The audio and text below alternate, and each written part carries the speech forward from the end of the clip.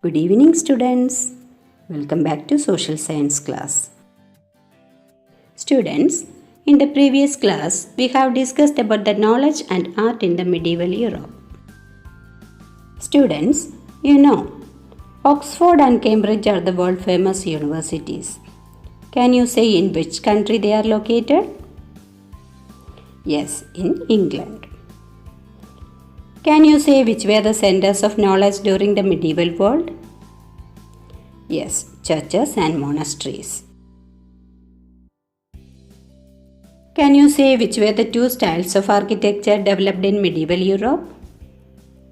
Yes, Romanesque style and Gothic style.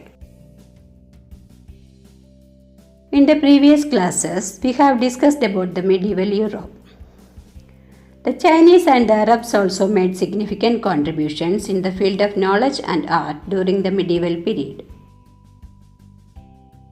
Let's know the contributions of the Chinese in the field of knowledge, science and architecture. The Chinese invented the printing machine and gunpowder. The Europeans acquired knowledge about these from the Chinese.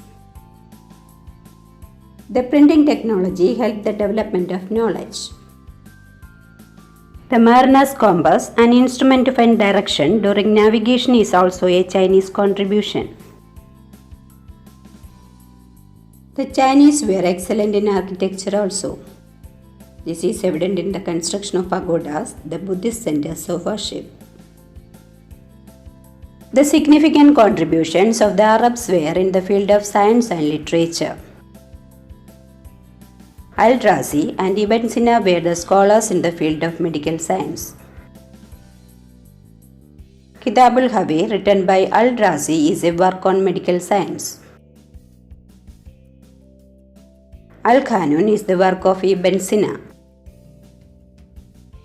Rubaiyat of Omar Khayyam and Shahnama, written by Firdausi, were the remarkable literary works of this period.